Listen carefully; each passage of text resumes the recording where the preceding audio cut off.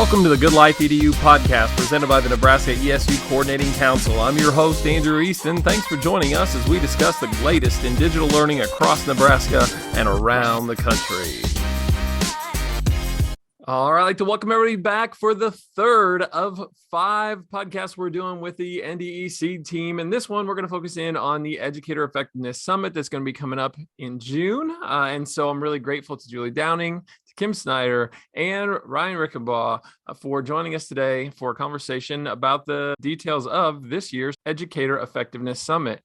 And so without further ado, and right from the top, I'm just going to pivot to Kim and say, Kim, can you tell us a little bit more about some of the logistics regarding this year's summit? I sure can. It is going to be held on June 16th and 17th this year, and it's going to be held at the Embassy Suites in downtown Lincoln. I know that that's not ideal for everybody in the state, and I really do apologize for that. When we made the decision to choose the location, we didn't have a lot of details. We didn't know who would be involved, and we knew we had to get a spot immediately. And so we chose Embassy Suites because they've hosted some NDE summits before, and that's why. So in the future, know that we definitely want to make sure that we're getting to places where the folks across the state don't have to drive so far. In the meantime, for this one, we really appreciate those people from Western Nebraska and Southwest Nebraska that are willing to travel that far. The people who are going to be in attendance, it's invite only, and we've invited a select number of districts, and it looks like this year it's just going to be a handful of rural districts that are going to be able to attend. Really excited about working with them. And we also are inviting anybody from ESUs that would be in attendance. We usually have a really good showing of ESU folks. So we've had it on the calendar for a long time, and we sure hope that it works out for them to be there again, because we think it's going to be a pretty exciting conference. And also we've invited, again, our NDE friends. Definitely want a good showing from NDE as well. A lot of learning to happen there as well. And then our Institutes of Higher Education, our IHE friends. Last year, we were sad that our Educators Effectiveness Summit landed right on the same days as their 2 very important annual meetings that they have. And so this year, we definitely wanted to schedule around those. So we're hoping to have a real good showing of our friends from higher education as well. I also believe that we might have some NSCA folks, possibly NCSA representation there as well. And I believe some MTSS folks. So yeah, really looking forward to it. It's going to be a lot of fun.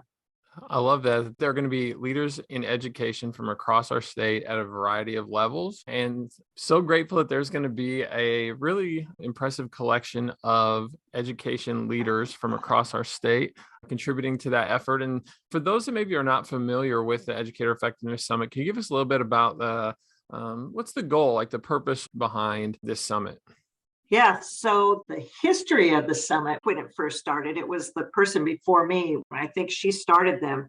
It was to work with the districts who had received some grant funding called solar and wind energy funding from our Nebraska legislature. And that money was earmarked specifically to districts. They would apply for it, and they would use that money to work on building an instructional model or incorporate an instructional model with their staff, and also aligning an evaluation instrument that went along with that. And so the districts who were invited were the districts who had received that funding. And then speakers would be brought in. Marzano, Danielson, national speakers would come in and talk about instructional models and evaluation alignment. So that was the first few years, I believe. And even when I took over this position, I actually had a couple like that as well. Then COVID hit.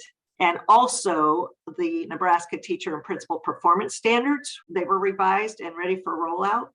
So the decision was made right when COVID hit that the June conference that year would be only for educational service units, higher ed, and NDE, and NSCA.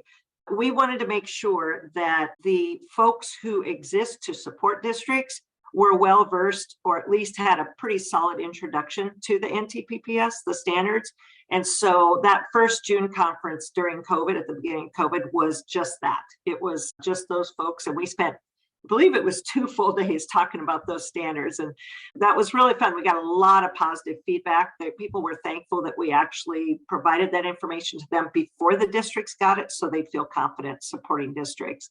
The year after that, we kind of did the same thing because we had some more stuff to roll out with the standards and with the SEED process. We actually had rubrics that aligned to the standards. So we rolled those out, same audience pretty much. And then this last year, we again did not invite districts. We kept it small, but we had speakers come in and really focus on the good things that they're doing around educator effectiveness and how that aligned to the NTPPS themselves. So this year, the choice was made to bring the districts in because it's been a long time since we've had them in there. And truly, educator effectiveness is about those districts. So we're asking these districts, we tried to get 1 per ESU region. I think we're being successful in doing that.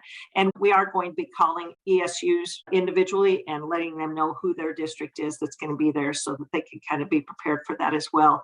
But we're asking districts to bring 3 to 5 folks along. We'd like it to be a combination of administrators and teacher leaders and have conversations around educator effectiveness data. What is that data that they're looking at? When I talk to districts and ask them if they want to attend, I always say, what is that data that they're looking at that helps them know why their teachers are staying? What is it that is really helping their educators within their districts know that they're seen and heard and that their voice is making a difference in the decisions that are being made there? So again, can't wait to have those conversations with everybody. Well, and I absolutely love that focus. And it's something that we had the opportunity to have a conversation about on a previous podcast, episode 75 for us. If you want to go back and learn a little bit more about teacher recruitment and retention, you can certainly listen to our previous pod. But that did share a little bit for me, at least, the focus of this year's summit, because I was going to ask, is this a bit more of an onboarding for some of those districts that maybe are starting to view their work through this lens, or the evolution of this lens, maybe is the way that I would want to phrase that? Or is it more on the teacher retention piece, or is that an and? Yeah, I guess that's kind of where I'm going. Yeah, it's kind of both. It's an and, because there used to be pre-COVID, the NDE led a leadership group called the NLLN, and that group met throughout the year before COVID. And that purpose was specifically for ESUs, higher ed, and NDE folks to listen very closely to 4 districts as they said, this is what our needs are. And this was pre-COVID. And then for all of those in attendance to really take a look at their own organizations and agencies and what is it that we do to support these districts and are we meeting their needs? Ironically, the data that we got from that conference or those meetings, what the districts told us they needed support in is the same stuff that they need support in today. And so I guess you could kind of call this summit a little bit of an extension of that NLLN, in that we're hand selecting some districts to be there. The difference between that one and this is, first of all, because we're inviting teacher leaders to be there as well, not just principals and superintendents, but also that the purpose of the ESUs and higher ed and NDE, it's not just to listen. Now that is kind of the purpose, but we also know that through living through a global pandemic, these district needs are somewhat the same, but there's also, they're on steroids, if I could say it that way. One of the things that they asked for, we need support in the mental health of our students. That was said pre-COVID. And now post-COVID, the mental health needs of their students and their staff and themselves, if we're talking about administrators, and the families in their districts is just so much bigger. So the needs were there, but it's just that much bigger now. So we're really hoping to address those types of issues in the summit during our conversations. It's pretty exciting to think about an event being dedicated to the breadth of topics that I'm hearing and learning about from our conversation here today. And so in addition to those that we've mentioned, are there others worth noting at this time? Yeah, Ryan, what's one that you might share?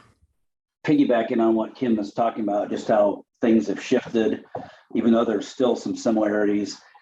What I'm hearing from principals and what we're learning through our conversations across the state, now more than ever, principals are aware that they need to be able to support the adults in their buildings in ways beyond instructional models and ways beyond evaluation. It's about the humanity side of how do we really make sure our adults are doing okay? And the question is, how do we do that, right? Like they know that those issues exist, but the tools and the resources just aren't prevalent yet. So one thing that really we're looking at this June summit is to help districts build capacity around their ability to make sense of their own data through an educator effectiveness lens. So they have tons of data on their adults, they have tons of data on students, but when you overlay this educator effectiveness lens, now you can begin to ask yourself, okay, what is this data telling me about the things Kim mentioned? How are our teachers feeling about this? Are they confident in the work that we're doing? Are there issues that are not being addressed? How do we begin those conversations? Well, there's data there. We just want to help them build their capacity to really sift through that data and take ownership of that data. And you could also kind of look at it as an expansion of the student-centric processes that we have in place to how do we include an adult-centric process within that data. And at the end, can districts look at that educator effectiveness data? Can they articulate why this data is really important? And then how can we support them in their ability to answer to that data and move forward and answer questions maybe that they wouldn't have been able to answer before, or even ask questions that they wouldn't have asked before. So in a nutshell, just that shift from we know we need to support adults, how do we know what to do and where do we start? That's kind of the beginning of what we want to build within this summit and the conversations we have. And there's a lot of learning that's going to take place amongst all the participants because everybody's dealing with different issues. Everybody's got their own context, but we want to be able to help each other by asking some similar questions. I love that as a focus. And it's something that I've turned over a number of times just in my conversations with educators, people who are still in the classroom, is that there's a proactive element to this. There's a reactive element to this. There is the standard and appreciated, but maybe not appropriate practices for the level of need at this time of, well, we'll give you a jeans day, we'll give you half a day off and do a potluck. And then from those three things, which are, again, appreciated, but really being able to support, as you're saying in the way that you're talking about there, or at least the way that I'm inferring from the level of intentionality that you're applying to this, is how do you help people develop wellness habits and systematize that habit forming practice is a challenge, I would think, because you first have to educate those folks on those strategies before you ask them to leverage the ones that they feel like would be in their best interest to move them forward closer to being in that right and most effective state of mind, which does have its impact on learning. Okay, I'm done. But I just needed to is this what we're talking about? This is what we're talking about here with this. Well, and it's the context is so important because we can have all of the wellness strategies in place, but if there's all sorts of processes that are happening within the school, maybe it's policies, maybe it's behavior issues with students. I mean, if we can't connect how we're feeling about our effectiveness in doing those things well to our own state of mind and to our own well-being, then we're just adding these strategies on, but we're not really getting to or trying to identify where is this coming from? Like, where is the strife and the struggle coming from? And the data that we have is about the stuff we're doing. So let's look into that through this educator effectiveness lens. And then we're hitting both sides of this, the wellness side of how people are approaching things, but also now we know of some things that we can at least look at differently that might impact how our teachers are feeling and how confident they are, how much they love coming to work, they don't love coming to work, how they interact with each other, how they interact with administration. I mean, all those things are intertwined in this complexity of data, but we're just trying to help them sift through that in a way that they can do it and understand it, because it's all different through context of individual districts. So maybe even a bit of a prioritization of which things to address initially for the biggest impact. I think the data would hopefully identify priorities, right? If you go through a process, let the data speak. And through that, hey, can we identify what is most important? Well, I'm jazzed. I love this conversation. I'm excited to learn more about it at the Educator Effectiveness Summit here, June 16th and 17th. And in addition to that, Julie, what other topics should we touch upon as focal points of those conversations in June? Yeah, so I think just to sort of summarize that last bit, I have yet to find an educator who doesn't value this idea that we want healthy, well-balanced, effective teachers in front of our kids every day, that we know that that makes a difference, and that's what our Nebraska kids deserve. And I think the data looks different now. We're seeing things in the data that we've never seen before around recruitment and retention. We're seeing a crop of teachers come out that there are more jobs than there are teachers, so they have a lot of options and they're asking different things in interviews. We're seeing, the great resignation, but we're also seeing a lot of people that are staying. And we've done some looking around and some studying of that. We published an article on why do people stay in education.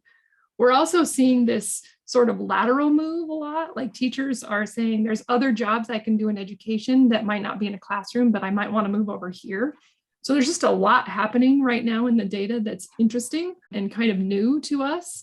And that's one of the purposes of this get together and this summit, is to sort of hear some of those stories in real time from our educators in Nebraska.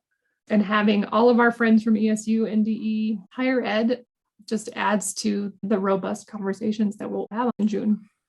Well, and to play off that too, how much does this team look forward to learning from, as you said, those conversations? That this is not necessarily I'm an attendee that's going to sit and get and listen for the duration of 2 days, but to actually be a back and forth and a give and take is what I'm hearing. Yeah, and I think, like Ryan said, we are student-centered in education, but this is just an enhancement to say, how can we engage the educator effectiveness data to really focus on those adults who are leading and learning alongside our kids, because we need them to be effective. It's what our kids deserve. And I would just jump in there as well. And just as a story of my own growth, and I think my SEED team members could probably agree, if the pandemic had not hit, the way that these standards would have been rolled out, it probably would have been typical rollout of the revisions of Nebraska teacher and principal performance standards, and then an evaluation instrument and some guidance documents around those evaluation instruments. That would have been the rollout of the standards. That would have been it. But when this pandemic hit, and also partially because of the conversations we were having with the NLLN, that paved the way for this, I believe. But when the pandemic hit, it really made us put on the brakes and say, now, wait a second. What is it that our districts really need?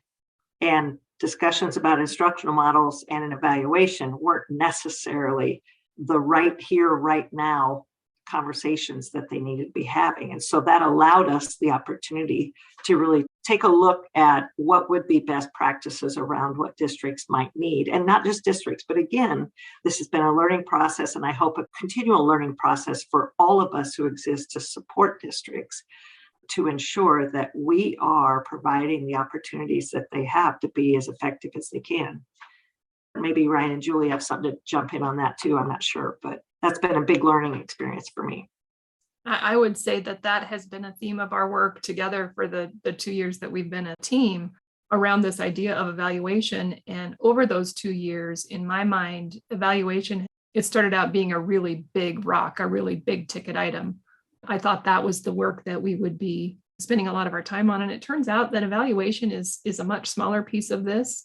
And as we continue to work our way out of the pandemic and into this new era of unprecedented support and development for this new crop of teachers coming in, I think we see evaluation as, it's necessary. We need a tool to remove people from our profession when they don't deserve to be in it. But the ideas of support and development, and how do we grow our own teachers in ways that will retain and develop them over a career, is much more what we talk about on a daily basis on the SEED team. And we will actually be doing a podcast on that in a couple of weeks, I think. So just hoping people tune into that one too. We'll get into a little bit more depth with that. So. Well, Kim, thanks for pointing people to that future episode of the pod. Absolutely. We're looking forward to our continued conversations around this work. Again, this is podcast 3 of 5 on this topic that we're going to release between now and July.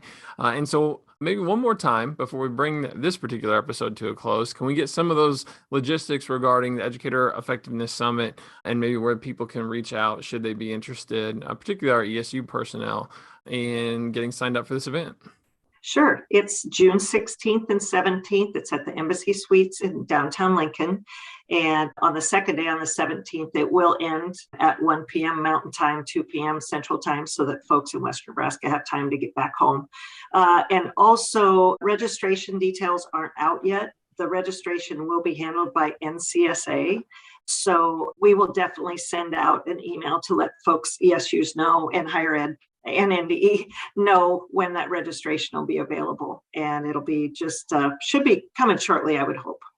Well, terrific. Thank you all for your continued work in support of educator effectiveness across our state and the organization of this summit and your advocacy through the various podcasts we have a chance to do. It's always great to get a chance to check in with each of you. And I'm just truly grateful for the work that you do. So thanks for sharing out once again. And I'm so excited for the next 2 episodes that'll be coming up in the not too distant future.